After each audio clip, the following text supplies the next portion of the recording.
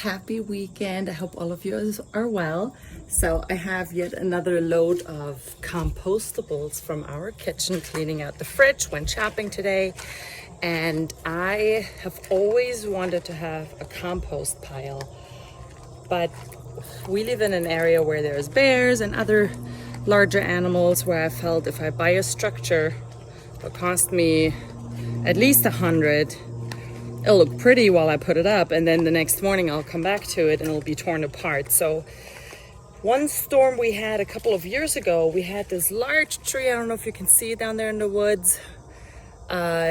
It fell over and it ripped up this huge hole. And I didn't want the compost to be too close to the home because it might attract predators. I'm walking down my makeshift path right here to the compost hole, I call it.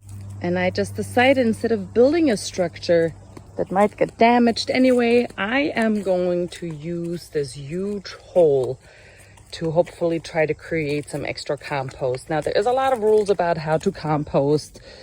My rule is anything that's organic matter can go in here. So as you can see, the edges here, this used to be all covered in leaves. This has been taken apart by animals trying to get in here and helping themselves. Sometimes I come down here and there is all kinds of lizards, mushrooms growing. I guess that's a tomato. Oh, there's a little lizard. He's enjoying our compost. These are cool. Onions growing, pineapples don't grow. I don't know what that plant there is, but it looks like it came from our compost. That might be an avocado. I should look that up because I should take it out. Anyway, so there's an interesting variety of things that are coming back to life in our compost hole here. Look at this ginormous root. And that started over there, but the rocks were a little loose, so whoopsies, my bucket is sliding. So I figured I'll come over here. So lately I had stopped dumping here. I figured this can get eaten up a little bit. So I'm just dumping over here for a moment.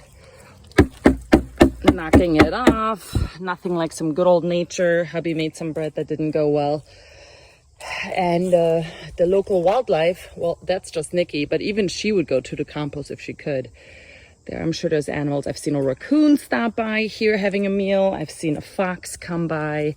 So this is our compost hole. Now, you're supposed to turn over your composting materials. Like take a big, I guess you could use a shovel or a pitchfork and turn it over, which I decided not to because of all these little critters going in there.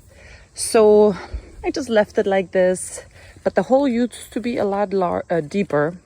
Right there, I'd dumped a lot of things and then I would cover it up with leaves in the winter time. So I guess I started like a year ago. And in the winter time, all these leaves go down. And then you can see this from the street here, which is right up there. So I figured maybe I should make it a little more covert where I moved over into the ditches here so you can't see it so well. But I was also worried about the smell. But I have to say, except on a couple of occasions in the summer, I didn't smell it at all. And unless you know what a composting pile smells like, people will just mistake it for the woods scent, which is great. So I'm going to let this sit here like this for this fall and winter season. Then in the spring, I'm going to start turning over that area, hoping that there is some nice humus. Is that how you pronounce it in English? Humus, like super dense, rich soil, black soil, because it's got so many nutrients in it that I'm going to use in our plantings, in the garden, in our vegetable garden, which we want to enlarge a little bit. So this is really exciting.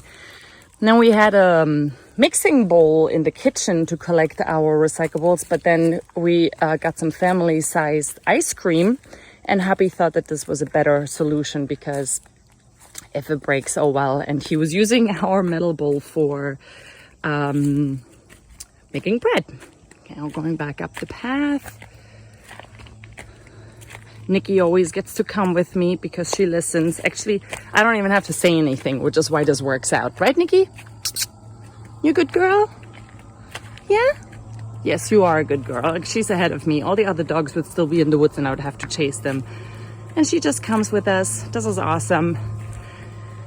Okay, now we're gonna wash this bucket out just with a little bit of well water here.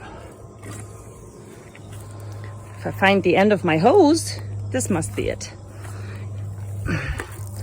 And then this fills up probably once a day.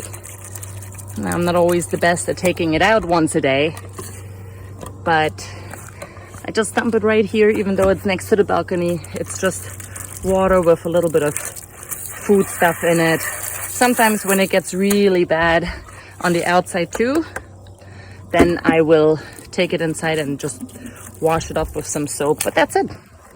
So I think I might have come up with the easiest composting pile ever, which is my kind of style. That was it for today. I'm gonna check back in with you about the composting pile once I start turning it over, because I'm really curious if my makeshift composting pile is yielding the expected results. And then I'll post an updated vlog. Hope all of you are well. Stay healthy. Bye.